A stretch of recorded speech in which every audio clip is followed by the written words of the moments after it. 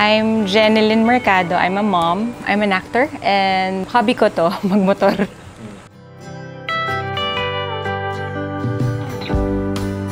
Matagal ko na siya nakikita actually na una napapanood lang namin ni Dennis sa YouTube. So yung mga international vlogs, meron ding local. Tapos yung mga friends ko na kasama ko magmotor, nababanggit din nila. So parang gusto talaga namin magpalagay noon pa.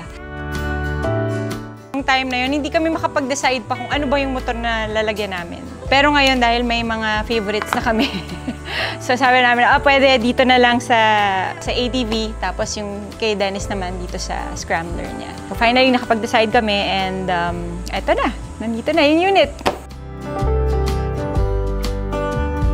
Yung safety kasi talaga, very important, lalo na sa lahat ng mga riders, 'di ba? Importante na safe tayo and etong unit na to, matutulungan tayo para mas maging safe pa, 'di ba? Mas maging aware na tayo sa mga nangyayari sa motor natin. Low ba yung air pressure, yung tire pressure, meron ka ba sa likod na distraction or meron ba sa gilid na gustong sumingit sa'yo, yung mga blind spots. I think that's very important. Ang laking tulong sa mga tao, lalo na sa mga bagong rider na katulad ko. Or kahit na sa mga talagang rider na noon pa. Kumbaga, ano siya parang kahit ano pa yung motor mo, bago, luma, parang isa siyang malaking upgrade.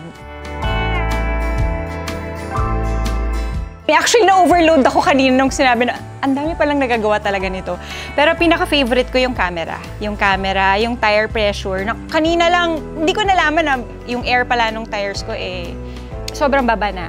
Kanina ko lang nalaman nung nakabitan na ako nitong Cheeky. Yun nga, yung sa mga blind spots, parang mas may peace of mind ka, mas confident ka ng mag-ride. Diba? Lalo na may nag-a-advise sa'yo na, ops, merong tao sa gilid or merong sa likod, aatras ka, hindi enough yung side mirror. So ngayon, mas confident ka na. Diba?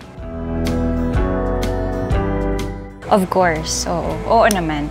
Hindi ko pa siya nagagamit, honestly, pero sa lahat ng mga reviews, YouTube videos, yung mga friends ko na meron na rin, masasabi ko na kailangan talaga siya. Kailangan siya sa isang motorcycle.